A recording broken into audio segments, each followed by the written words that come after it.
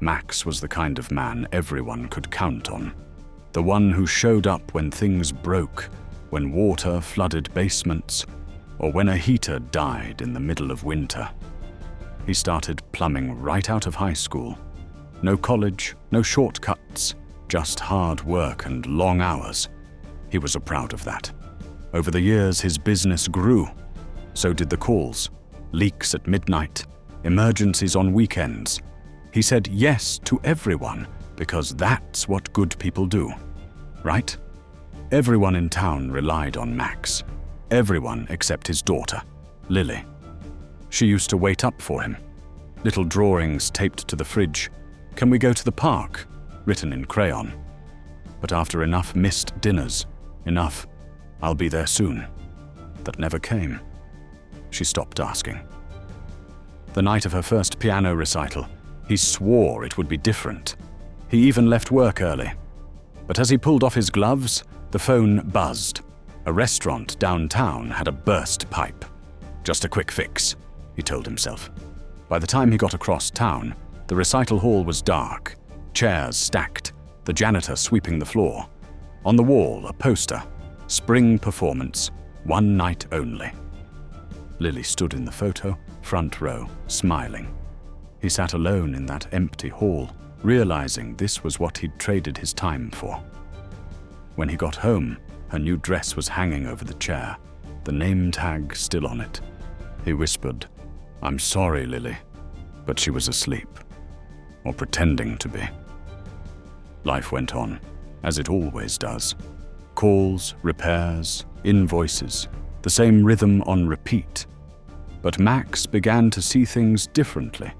At stoplights, he'd watch dads walking hand in hand with their kids. At the gas station, he'd see families heading out for weekend trips, laughing in the cab of the truck. His own truck was filled with receipts, wrenches, and half-empty coffee cups, trophies of a man too busy to notice his life disappearing. One afternoon, he dropped a box in Lily's room, a new bulb for her desk lamp, and saw something pinned on her corkboard, a note written in her handwriting. "Don't wait for anyone." That hit harder than any broken pipe ever could. He sat on her bed, staring at it, realizing that time doesn't announce when it's running out. It just quietly slips away. A few days later, he was fixing a water heater for an elderly widow. Photos of her and her late husband filled the wall. She smiled gently and said, "He always said we'd travel when he retired, but he never made it that far." Max just nodded, eyes down, pretending to work. But inside, something cracked open. On the drive home, he didn't turn on the radio, didn't even start the engine right away. He just sat there, staring at his reflection in the window, and whispered, "I've been fixing everything except my own life." That night, unable to sleep, he looked for something to quiet his thoughts. Max stumbled on a video about Seneca, the ancient philosopher from over 2,000 years ago. He almost skipped it. Some old philosopher. Probably not for him, but he pressed play anyway. "It is not that we have a short time to live," Seneca said, "but that we waste much of it." Max froze. The words felt like they'd been waiting for him. Seneca went on, "You act as if you were destined to live forever. Your own frailty never occurs to you. You waste time as if you had an endless supply." Stinging like a bed of nails, Max closed his eyes. He saw every next time he never kept, every soon that never came, and he realized he wasn't running out of work. He was running out of life. The next morning, Max did something small, but radical. He silenced his phone. No calls, no clients, no excuses. He drove to the diner on Main Street and sat alone in a booth, the first real breakfast he'd had without rushing in years. He wrote 3 words on a napkin beside his coffee cup. "Time is life." That afternoon, he drove to Lily's school. She was surprised to see him there, still in his work shirt, smelling faintly of copper and sweat. "Want to get ice cream?" he asked. She blinked, then smiled, and that was enough. They sat in the park that evening, the light turning gold through the trees. For once, Max didn't think about the next job. He was just there. Later that night, he stuck a note to his bathroom mirror. "You can replace pipes, not time." And that's when it finally clicked.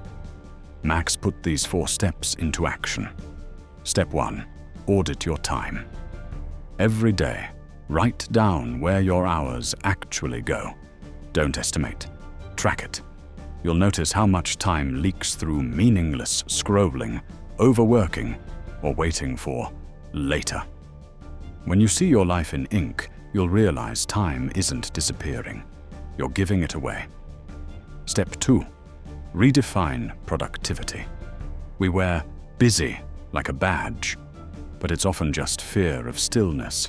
Ask yourself, does this task move me closer to the life I want, or just distract me from it? Busyness doesn't equal purpose. Stillness isn't laziness. It's where direction begins. Step 3, schedule what matters. If something truly matters, your family, your craft, your health, block it first before the world fills your calendar. Guard that time like it's sacred, because it is. Every "I'll get to it someday" turns into never if you don't protect it now. Step 4, practice presence. Being there doesn't mean being around. It means being aware. Next time you're with someone you love, notice how you listen, how you breathe, how the moment feels. That's life, not tomorrow, not someday. Right now. Seneca once said, "Life is long if you know how to use it." Max finally learned that the hard way. The real leaks were never in the pipes. They were in his life. And maybe that's the lesson waiting for all of us. That time isn't something we spend. It's something we live. The hidden paradigm is this. We mistake being busy for being alive. But one drains your time, the other fills it. The clock isn't your enemy, it's your reminder. You can always make more money, but you can never make more time.